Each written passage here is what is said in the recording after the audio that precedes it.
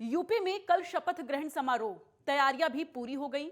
राजनेता अभिनेता सबको न्योता दिया गया। कल बीजेपी की नई सरकार का गठन होगा, लेकिन चुनौतियां अब भी कम नहीं। चुनाव के दौरान विपक्ष ने कई मुद्दे उठाए थे, तो अब क्या होगी नई सरकार की प्राथमिकता।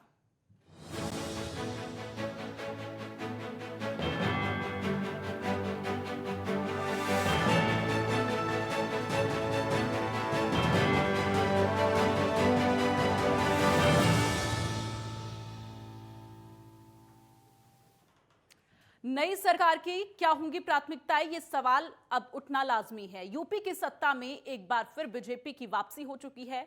कल शपथ ग्रहण समारोह भी है, लेकिन दोबारा सरकार बनाने के बाद भी बीजेपी की नई सरकार के सामने कई सारी चुनौतियां हैं। इन चुनौतियों से निपट पाना आसान नहीं होगा। चुनाव के दौरान विपक्ष ने कई मुद्दों को उठाया, वहीं उन मुद्दों का अब बीजेपी की नई सरकार को समाधान भी करना होगा। जैसा कि विपक्ष ने आवारा पशुओं को लेकर योगी सरकार को हर तरफ से घेरने की कोशिश की, जातिवाद को लेकर भी विपक्ष बीजेपी सरकार पर कई आरोप लगाता रहा। रोजगार और किसानों के मुद्दे भी अहम होंगे। वहीं इन सब के साथ ही अपराधियों पर कार्रवाई कर सख्त छवि बनाए रखना भी एक बड़ी चुनौती अब एक बार दोबारा योगी सरकार के सामने होगी। देखिए, कल 25 मार्च को एक बार फिर से योगी आदित्यनाथ दोबारा से मुख्यमंत्री पद के लिए शपथ ग्रहण करेंगे। लगातार तैयारियां भी जारी है, भव्य समारोह के लिए तैयारियां जारी है, और इन सब के बाद अब बहुत बड़ी चुनौतियां भी रहने वाली हैं कई सारी। लगातार हम जिसका जिक्र कर रहे हैं, महिला सुरक्षा हो या बेरोजगारी का मुद्दा हो या फिर आवारा पशुओं का मुद्दा हो, ये तमाम ऐसे मुद्दे हैं जिसको 2022 के विधानसभा चुनाव में विपक्ष ने पूरी तरह से भुनाने की कोशिश की। ऐसे में ये तमाम जो मुद्दे हैं उस पर किस तरह से विराम लगेगा, और इसके साथ ही जो महिला सुरक्षा का मुद्दा हमेशा से हावी रहा है उस पर किस तरह से फोकस होगा योगी सरकार का, ये तमाम सारी प्राथमिकताएं एक बार फिर से रहने वाली हैं। और कई बड़े वादे मैनिफेस्टो में भी किए गए हैं, उन वादों को साकार करना, धरातल पर लाना, ये भी एक बहुत बड़ी चुनौती होगी। लेकिन इन सब से इतर जो विपक्ष मुद्दे उठाता रहा है, 2022 के विधानसभा चुनाव में उन मुद्दों पर विराम लगाना भी एक बहुत बड़ी चुनौती होगी। इसलिए सत्ता के टेम्परेचर में आज हम इसका जिक्र करेंगे, एनालिसिस करेंगे कि आखिर एक बार फिर से जब योगी राज उत्तर प्रदेश में शुरू होने जा रहा है तो क्या कुछ बड़ी चुनौतियां होंगी, क्या कुछ प्राथमिकताएं रहने वाली हैं। तो चुनाव के दौरान विपक्ष ने कई मुद्दे उठाए थे, और उन्हीं मुद्दों को अब किस तरह से आगे विपक्ष इन पर हावी होगा और किस तरह से जो मौजूदा सरकार होगी उन मुद्दों को दूर करने की, उन समस्याओं को दूर करने की किस तरह से कोशिश करेगी, और उत्तर प्रदेश को उत्तम प्रदेश बनाने की जो कोशिश लगातार योगी आदित्यनाथ की तरफ से देखी जा रही है, आगे किस तरह से निरंतर जारी रहेगा, यह भी अपने आप में बेहद महत्वपूर्ण होगा।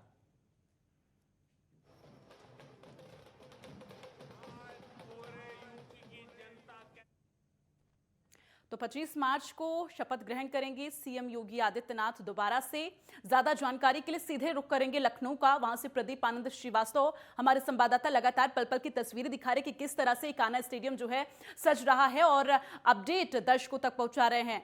प्रदीप, बताएं जरा दर्शकों को कि किस तरह से, क्योंकि आज देखिए बेहद महत्वपूर्ण विधायक दल की बैठक भी होनी है। अमित शाह जो है लगातार लखनऊ में बने हुए हैं, शाम 4:30 बजे बैठक होनी है, लेकिन उससे पहले इकाना स्टेडियम में अभी क्या कुछ हलचल देखी जा रही है? हाँ बिल्कुल दीप्ति, अगर बात करें तो निश्चित रूप से आज अभी कुछ देर पहले से इकाना स्टेडियम को पूरी तरह बंद कर दिया गया, मतलब सील पैक कर दिया गया। और वहाँ पे मीडिया, कोई आम व्यक्ति, सुरक्षाकर्मी कोई नहीं जाएगा, या यूं कह लीजिए कि अब पूरा जो इकाना स्टेडियम है वो एसपीजी के हवाले कर दिया गया है। एक चिड़िया भी पर नहीं मार सकती, 3 किलोमीटर का जो रेंज है उसको नो फ्लाइट जोन घोषित किया गया है, एक पतंग भी नहीं उड़ सकता। तो इकाना स्टेडियम को पूरी तरह सजा दिया गया है, और इकाना स्टेडियम में उत्तर प्रदेश, नए भारत का नया उत्तर प्रदेश नाम से होर्डिंग बोर्ड लगाया गया है, जहां पर मुख्यमंत्री योगी आदित्यनाथ शपथ लेंगे। देखिए 37 वर्षों की एक परंपरा टूटी है। भारतीय जनता पार्टी ने जो है जिस तरह से शुरुआती दौर से ही 300 सीट की जिद पकड़ी थी, और वो उसकी जिद पूरी होती हुई दिखाई दी। 273 के आसपास में सीट जो है भारतीय जनता पार्टी लेकर आई, फुल मैंडेट के साथ आई। उसके सहयोगी दलों ने भी उसका बढ़िया सहयोग किया, और अब उसी को और भव्य और दिव्य बनाने की तैयारी में भारतीय जनता पार्टी है। चूंकि अमित शाह जो है अभी दिल्ली में है, कुछ देर बाद वो लखनऊ आएंगे और शाम को 4 बजे विधानमंडल दल की की बैठक हुई जिसमें योगी को विधायकों का नेता चुना जाएगा। योगी 5 बजे फिर जाएंगे राजभवन, जहां पर वो शपथ ग्रहण माफ कीजिएगा, जहां पर वो राज्यपाल से सरकार बनाने का न्योता प्रस्तुत करेंगे राज्यपाल से। फिर उसके बाद वो कल जो है शपथ ग्रहण समारोह में शामिल होंगे। तो आज की ये पूरी जो दिनचर्या है इसी तरह की है। आज शाम को 4 बजे जो है विधान मंडल दल की बैठक जो है शुरू हो जाएगी। सभी विधायक जो हैं, जितने 273 विधायक हैं, सभी लखनऊ आ चुके हैं। करीब 4 बजे लोक भवन में ये सभा आज के हलचल शुरू का कर तो दी जिक्र जाएगी। कर लिया प्रदीप, लेकिन जरा आप दर्शकों को बताएं कि कल कितने बजे से कार्यक्रम की शुरुआत हो जाएगी और जो 200 से ज्यादा वीवीआईपी आने वाले हैं उनको लेकर क्या कुछ व्यवस्थाएं हैं? देखिए दीप्ति, अगर बात करें तो कल 2 बजे आम या खास कोई भी हो 2 बजे के आसपास में स्टेडियम को खोला जाएगा। जिस तरह से जानकारी मिली है सूचना विभाग से, जो उत्तर प्रदेश का सूचना आयुक्त है जहां पे बैठते हैं, उनकी तरफ से ये जानकारी मिली है कि 2 बजे के आसपास में आम हो या खास हो सबके लिए वो इकाना स्टेडियम का जो गेट नंबर 3 है वो खोला जाएगा। और जो वीवीआईपी हैं उनके लिए गेट नंबर 2 से जाने की व्यवस्था है। मतलब ये कि 2 अलग अलग गेटों से अलग अलग लोगों को प्रवेश मिलेगा। इसके अलावा जो मीडिया से जुड़े हुए लोग हैं, बहुत ही कम मात्रा में उनको भी आमंत्रित किया गया है, क्योंकि पूरी व्यवस्था एसपीजी के हवाले थी। तो एसपीजी, दिल्ली एसपीजी ने जिसको चिन्हित किया उनको अंदर जाने की अनुमति मिली है।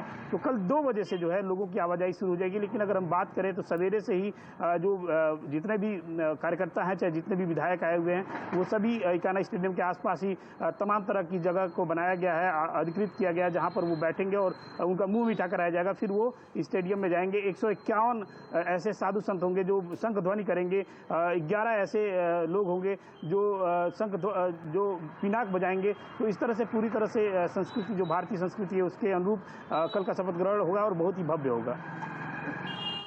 ठीक है, और इसी बीच हमारे साथ चर्चा के लिए वरिष्ठ पत्रकार हेमंत तिवारी जी जुड़ रहे हैं। बहुत बहुत स्वागत है सर नेटवर्क 10 पर आपका। और सबसे पहला सवाल, क्योंकि देखिए दोबारा से योगी आदित्यनाथ मुख्यमंत्री पद के लिए शपथ ग्रहण करेंगे 25 मार्च को, क्या कुछ प्राथमिकताएं रहने वाली हैं? देखिए, प्राथमिकताएं तो निश्चित रूप से बड़ी महत्वपूर्ण होगी, खास तौर से वे जिनका प्रत्यक्ष लाभ 2022 के असेंबली इलेक्शन में भारतीय जनता पार्टी को मिला। और चूंकि 2022 से बड़ा चैलेंज सामने है, 2024 का पार्लियामेंट्री इलेक्शन, जिसमें नरेंद्र मोदी की खुद की प्रतिष्ठा दांव पर रही और पार्लियामेंट में पुराना परफॉर्मेंस रिपीट करना एक मेजर चैलेंज होगा। ऐसी सूरत में उत्तर प्रदेश सरकार का दायित्व तो रहेगा कि उसकी वे योजनाएं, खास तौर से जैसे जिन योजनाओं ने सीधे प्रभावित किया है, एक तो लाइन ऑर्डर, जिसका एक बड़ा पॉजिटिव असर गया है, जिसका असर जन सामान्य में भी गया है, महिलाओं में आत्म सुरक्षा को लेकर के बहुत ये कारगर साबित रहा है। दूसरे जो स्कीम्स कल्याण की जारी चल रही थी, उनको जारी रखने का फैसला मुझे लगता है सैद्धांतिक रूप से उत्तर प्रदेश सरकार ने कर लिया है।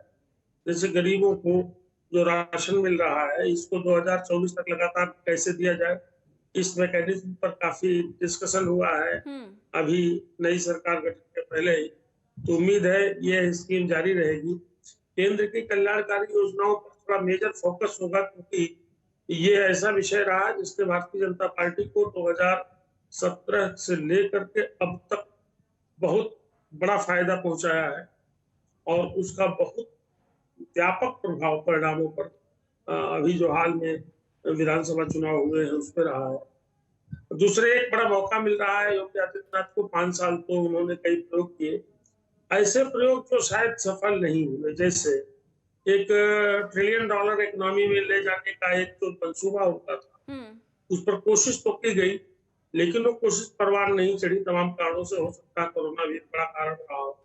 तो अब कोरोना से मुक्ति के संकेत है। ऐसी सूरत में सरकार को खुल करके काम करने का अवसर मिलेगा और उसको जो उसकी जो प्रायोरिटी तय होगी, निश्चित रूप से वो जो पेंडेंसीज हैं, जो पुरानी लंबित उसकी प्राथमिकताएं हैं, जो कोरोना काल के नाते बंद पड़ गई, शिथिल पड़ गई या अपेक्षाजनक परिणाम नहीं दे, उन पर फोकस्ड काम करने की जरूरत होगी। मुझे लगता है कहीं 2-4 प्रमुख बिंदु है जिस पे काम करेंगे। दूसरे एक खुला मौका है देखिए, प्राथमिकताओं का तो जिक्र हम कर रहे हैं हेमंत जी, लेकिन इन सब के बीच ये भी बेहद महत्वपूर्ण हो जाता है क्योंकि हमने 2022 विधानसभा चुनाव के दौरान देखा विपक्ष जो है 2-4 मुद्दे ऐसे थे जिनको लगातार भुनाने की कोशिश करता रहा है। महिला सुरक्षा का मुद्दा देख लीजिए, आवारा पशुओं का मुद्दा देख लीजिए, बेरोजगारी का मुद्दा देख लीजिए, तमाम ऐसे मुद्दे रहे हैं। तो कहीं ना कहीं इसको लेकर चुनौती बहुत बड़ी रहने वाली है। देखिए, मैं आपको बताऊं 2 बड़ी बात। 2022 के चुनाव में एक किरदार जो भारतीय जनता पार्टी का सबसे चमकदार चेहरा यानी प्राइम मिनिस्टर नरेंद्र मोदी, इन्होंने 2 ऐसे बड़े काम किए जिसने चुनाव परिणामों पर गजब का असर डाला। और जो भारतीय जनता पार्टी अपने आप को संकट में समझ रही थी, उन्हें सिर्फ संकट से उभरी बल्कि एक बहुत थम्पिंग मेजॉरिटी वाली सरकार बनाने जा रही। 2 इश्यूज क्या थे? एक तो किसानों को लेकर के जो केंद्रीय कृषि कानून आए थे उसको वापस करते हुए प्रधानमंत्री ने क्षमा मांगी। अब वहां एमएसपी विषय चल रहा है, तो एक सम्यक कोई निर्णय ऐसा जो न सिर्फ वेस्टर्न यूपी या बड़े किसानों को बल्कि औसत किसानों को पूरे प्रदेश में प्रभावित कर सके, कुछ निर्णय ऐसे लेना। दूसरी बात, जब कानपुर आए प्रधानमंत्री तो उन्होंने उत्तर प्रदेश की जो सबसे बड़ी समस्या पिछले 5 वर्षों से चल रही थी उस पर फोकस किया। मतलब कितनी बड़ी समस्या थी कि प्रधानमंत्री को स्थानीय स्तर पर आकर के उस विषय को एड्रेस करने का क्या तरीका है इसके बारे में बताना। वो वही था आवारा पशु वाला, यानी जो निराश्रित पशु है। प्रधानमंत्री ने खुद कहा था 10 मार्च गुजर जाने के हम कोई ठोस तरीका ऐसा लेंगे कि इसकी समस्या न हो बल्कि इसके लाभकारी परिणाम सामने मिले। और मुझे जहां तक खुद की जानकारी है कि प्रधानमंत्री के बाद इस उद्बोधन के बाद जो चुनावी रैली उन्होंने बात कही थी, जो कमिट किया था उत्तर प्रदेश की जनता को, उसके बाद से ही उत्तर प्रदेश के मुख्य सचिव दुर्गा शंकर मिश्रा बहुत गंभीरता से इस विषय पर लग गए और कई उन्होंने वीडियो कॉन्फ्रेंसिंग तमाम उपाय मांगे। और मुझे लगता है कि एक मेजर फोकस जो उत्तर प्रदेश सरकार का अब होने जा रहा है, जिससे किसी तरीके से मतलब आसन्न संकट से प्रधानमंत्री के वादे पर उनको माफी मिली, जनता ने माफ किया और जनता ने फिर उन्हें समर्थन दिया, वो आवारा पशुओं वाला। तो आवारा पशुओं को नियंत्रित करने का एक कोई ऐसा ठोस मैकेनिज्म लाना होगा जिस पर मैं फिर कह रहा हूँ कि गवर्नमेंट ऑफ यूपी काम कर रही है, पूरी प्रोसेस लगी हुई है, जो इस समस्या से निजात दिलाए और वास्तव में क्या आवारा पशु किसानों के लिए लाभकारी हो सकते हैं या ऐसे पशु जिनका इस्तेमाल किसानों के पास नहीं है उनको मजबूरन अपने पास रखना। बिल्कुल, और आने वाले टाइम में अब देखना यही होगा कि जिन मुद्दों को विपक्ष जो है, विपक्षी दल जो है वो लगातार भुनाता रहा है, उन मुद्दों पर विराम कैसे लगेगा। फिलहाल प्रदीप, हम लगातार जिक्र कर रहे हैं कि दोबारा से देखिए योगी आदित्यनाथ शपथ ग्रहण करेंगे 25 मार्च को और इसके साथ ही चुनौतियां भी कई सारी रहेंगी। इन सब के बीच लगातार कयास यही लगाए जा रहे हैं कि जो मैनिफेस्टो में वादे किए गए हैं उनको भी धरातल पर लाना है और साथ ही जो मुद्दे 2022 के विधानसभा चुनाव में लगातार हावी रहे हैं वो मुद्दे किस तरह से उन पर विराम लगेगा। हाँ बिल्कुल, मैं बताना चाहूँगा दीप्ति की जिस तरह से योगी आदित्यनाथ ने अपने 5 वर्षों में जीरो टॉलरेंस की जो नीति थी जिसपे उन्होंने काम किया, उत्तर प्रदेश में एक बेहतर रिजल्ट आया। चाहे कोई भी विभाग हो, जब उसने भ्रष्टाचार किया तो निश्चित रूप से उसके जो अधिकारी थे उनको निलंबन का सामना करना पड़ा।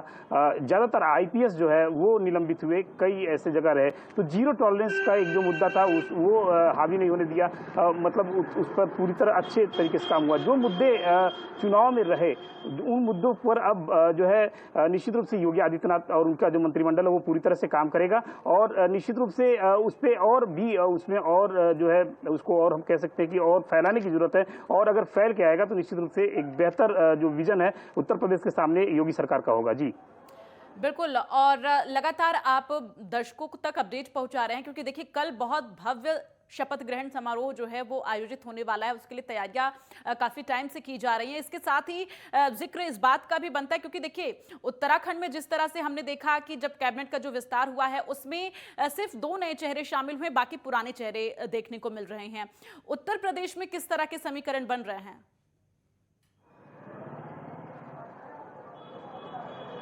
दीप्ति अगर बात करें तो देखिए जो पुराने चेहरे हैं उनका तो रिपीट होना करीब करीब तय है। सुरेश खन्ना, सतीश महाना, ब्रजेश पाठक, ये लोग तो तय होने, इनका तो तय होना है। एक कयास जो फंसा हुआ मामला है वो है केशव प्रसाद मौर्य का। रातों से वो अपनी सीट हार चुके हैं। कुछ लोगों का कहना है कि वो संगठन में जाएंगे, कुछ लोगों का कहना है वो दिल्ली दरबार में जाएंगे, लेकिन जो एकदम करीबी जानकारी मिली है उसके अनुसार ये तय हो रहा है कि उनको उप मुख्यमंत्री एक बार फिर से उत्तर प्रदेश का बनाया जा सकता है। इसके अलावा बेबी रानी मौर्य का भी नाम बहुत ही तेजी के साथ चल रहा है। फिलहाल ये भारतीय जनता पार्टी है, 15 मिनट के अंदर यहाँ पर निर्णय बदले जाते हैं। तो अभी हम इस विषय में बहुत ज्यादा इसको हम विश्वसनीय नहीं कह सकते, लेकिन फिर भी जो पुराने चेहरे हैं उनको रिपीट करने के साथ साथ जो यूथ ब्रिगेड है, जैसे सलमणि त्रिपाठी हैं, पत्रकार से विधायक हुए हैं, इसके अलावा डॉक्टर असीम राय हैं, तमाम ऐसे नाम हैं जो भारतीय जनता पार्टी के मंत्रिमंडल में जो है जगह पा सकते हैं। और इन नामों पर चर्चा भी बहुत खूब आज 15 दिनों से हो रही है, जब से सरकार का गठन, जब से भारतीय जनता पार्टी मैंडेट में आई है, जब से सरकार बनाने की तरफ अग्रसर हुई है। बिल्कुल हेमंत जी, आपसे समझना चाहेंगे, अगर जो पुराने चेहरे हैं जिनको रिपीट किया जा रहा है, देखिए जाहिर तौर पर और वो जीत कर भी विधायक बने हैं फिर से दोबारा से, तो जाहिर तौर पर अगर चेहरा रिपीट किया जाता है तो कहीं ना कहीं ये भारतीय जनता पार्टी के लिए प्लस पॉइंट भी हो सकता है, क्योंकि देखिए चुनौतियां बड़ी हैं और अगर नए चेहरे आते हैं तो किस तरह से वो नए चेहरे काम करेंगे, जनता के बीच में किस तरह से अपनी पैठ बनाएंगे, ये एक बेहद महत्वपूर्ण सवाल होगा। लेकिन जो पुराने चेहरे हैं जो लगातार जनता के बीच बने हुए हैं, उनको अगर रिपीट किया जाता है तो कहीं ना कहीं ये प्लस पॉइंट हो सकता है। देखिए दीप्ति, भारतीय जनता पार्टी बहुकोणीय विश्लेषण और मंथन के बाद फैसले में, अभी प्रदीप बता रहे थे कि चेहरे, अरे साहब कुछ ऐसे चेहरे बैठा दिए जाएंगे तो आपको अच्छे, कुछ बड़े चेहरे बन सकते हैं, बड़ा विभाग संभालने वाले लोग बैठा जा सकते हैं। केशव प्रसाद मौर्य, एक भी दिन ऐसा नहीं था जब भारतीय जनता पार्टी यह सोच पाती उनको बैठा सकती। केशव प्रसाद मौर्य ओबीसी का सबसे बड़ा फेस है। 2017 में योगी आदित्यनाथ से ज्यादा उनका क्लेम बनता था, माना जाता था। तो केशव प्रसाद मौर्य चुनाव हारने से बैठा दिए जाएंगे, इसकी कल्पना भारतीय जनता पार्टी नहीं कर सकती। भारतीय जनता पार्टी कोई ऐसा काम नहीं करना चाहेगी जिसका नकारात्मक संदेश 2024 के लोकसभा चुनाव के पहले या उस वक्त तक जाए। केशव प्रसाद मौर्य पर विचार का कोई प्रश्न ही नहीं था। डिप्टी चीफ मिनिस्टर थे, डिप्टी चीफ मिनिस्टर रहेंगे। हाँ, एक बात जरूर चल रही है कि क्या उनका विभाग जो सार्वजनिक लोक निर्माण विभाग था और उसके साथ उनको लगता है कि एक और विभाग था, छोटा सा विभाग, याद नहीं आ रहा, वो रिपीट किया जाए कि क्या उनका विभाग बदला जाए, इस पर बहस चल रही है।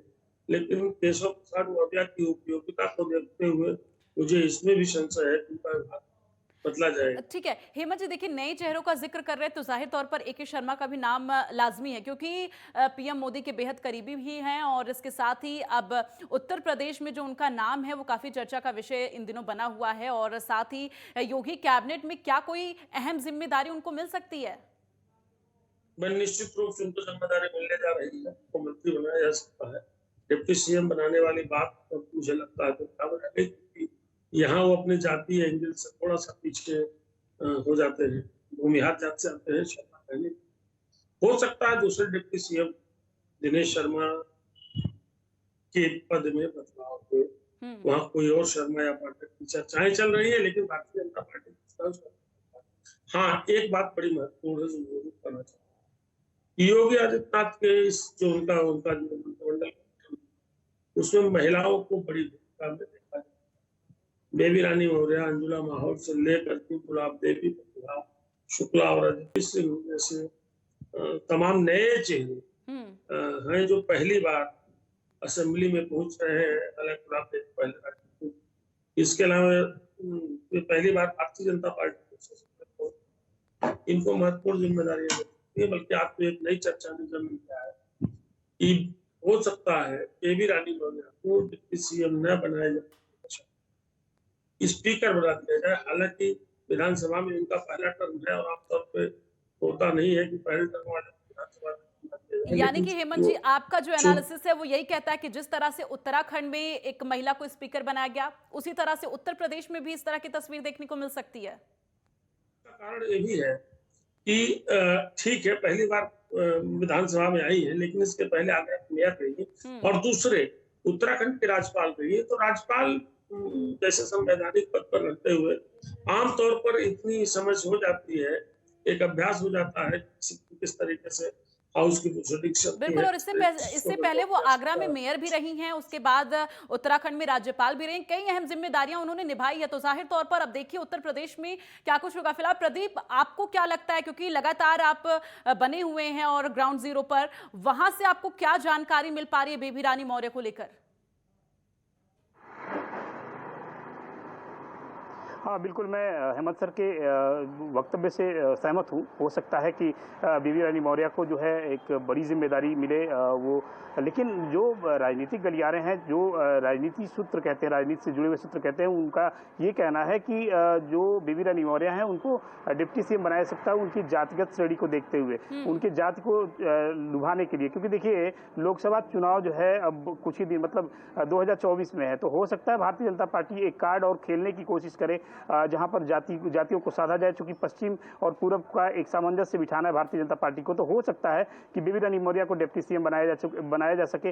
लेकिन मैं हेमंत सर की बातों से सहमत हूँ। हो सकता है उनको स्पीकर का भी प्रोफाइल जो है वो दिया जाए। फिलहाल ये भारतीय जनता पार्टी और कुछ भी आकलन करना थोड़ा सा जो है अलग होगा, क्योंकि जब एग्जैक्ट टाइम होगा, एग्जैक्ट टाइम पे ही भारतीय जनता पार्टी अपने पत्ते खोलेगी और उस समय ही पूरे यूपी को, पूरे देश को पता लगेगा कि कौन किस जगह फिट बैठ रहा है।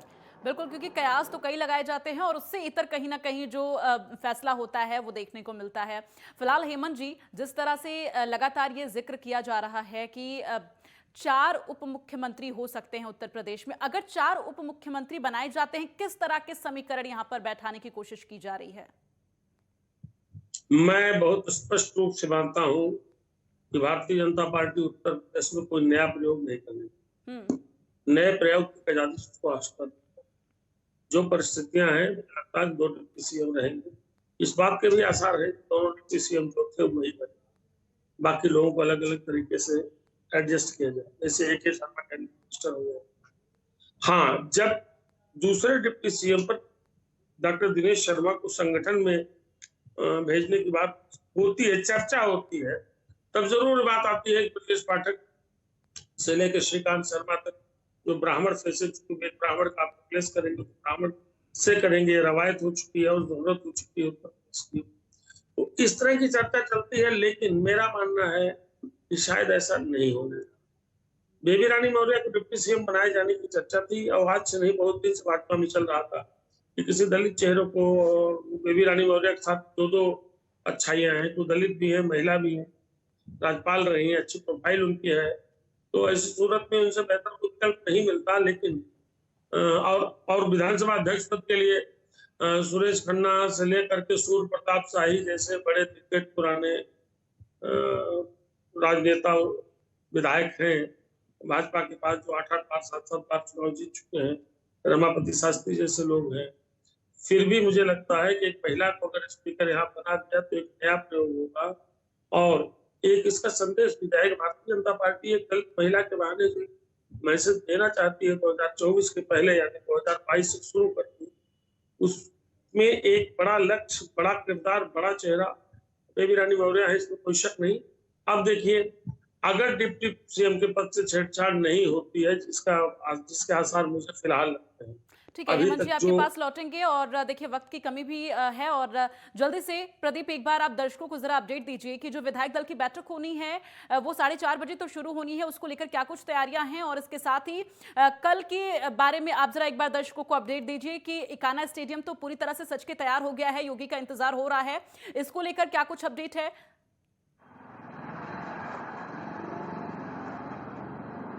हाँ, बिल्कुल दीप्ति, अगर बात करें तो आज 4 साढ़े 4 बजे के आसपास में विधानमंडल दल की बैठक होनी है, लोक भवन में होगी और 5 बजे, 5:15 बजे के आसपास में मुख्यमंत्री योगी आदित्यनाथ राज्यपाल से मिलेंगे, वहां पर जाएंगे और सरकार बनाने का न्योता पेश करेंगे। और कल 2 बजे इकाना स्टेडियम को खोल दिया जाएगा। वहां पर गेट नंबर 3 से आमजन और मीडिया की एंट्री है, गेट नंबर 2 से वीवीआईपी की एंट्री है। फिर उसके बाद शाम को 4:10 पर मुख्यमंत्री योगी आदित्यनाथ जो है उत्तर प्रदेश के मुख्यमंत्री के लिए दूसरी बार शपथ लेंगे और उनके मंत्रिमंडल के लोग शपथ लेंगे। फिलहाल अपडेट अब तक का यही है। ठीक है हेमंत जी, एक आखिरी सवाल मेरा आपसे, क्योंकि देखिए जिस तरह से योगी मंत्रिमंडल का विस्तार दोबारा से होना है, दोबारा से वो मुख्यमंत्री पद के लिए शपथ लेंगे, इन सबके बीच क्या कुछ और बड़ी चुनौतियां रहने वाली हैं? क्योंकि देखिए मैनिफेस्टो में भी कई वादे किए गए हैं, उनको भी धरातल पर लाना है, और उसके साथ ही जो तमाम बड़ी चुनौतियां हैं, जो मुद्दे 2022 के विधानसभा चुनाव में हमने देखे विपक्ष के द्वारा उठाए जा रहे थे, उन पर भी विराम लगाना एक बहुत बड़ी चुनौती है। इसके साथ ही कुछ विधायक और कुछ एमएलसी को इस मंत्रिमंडल में शामिल करने की चर्चा देखी जा रही है।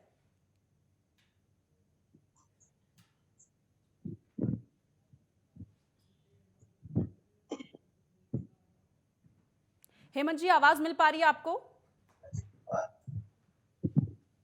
अभी बोलने से कोई फायदा नहीं। तो यहाँ पर हेमंत जी की आवाज नहीं मिल पा रही। फिलहाल चर्चा में शामिल होने के लिए, हमारे साथ बातचीत करने के लिए बहुत बहुत धन्यवाद आपका, और प्रदीप आपका भी बहुत बहुत धन्यवाद। अपनी नजर बनाकर रखिएगा, तमाम अपडेट आपसे लेते रहेंगे। चूंकि शाम 4:30 बजे जो है विधायक दल की बैठक होनी है, इसके साथ ही बेहद महत्वपूर्ण है, गृह मंत्री अमित शाह इसमें मौजूद होंगे। और कल का दिन बेहद महत्वपूर्ण, एक ऐतिहासिक पल, क्योंकि कल 25 मार्च है और एक बार फिर से योगी आदित्यनाथ सीएम पद के लिए शपथ ग्रहण करेंगे। उसके बाद चुनौतियां कई हैं। अब देखना यह है कि जो विपक्ष के द्वारा मुद्दे उठाए जा रहे थे उन पर किस तरह से विराम लगेगा, और जो मैनिफेस्टो में वादे किए गए हैं उनको किस तरह से धरातल पर लाने की कोशिश बीजेपी सरकार की तरफ से की जाएगी। चलिए इसी के साथ सत्ता के टेंपरेचर में फिलहाल के लिए बस इतना ही। आप देखते रहिए नेटवर्क 10। जय हिंद।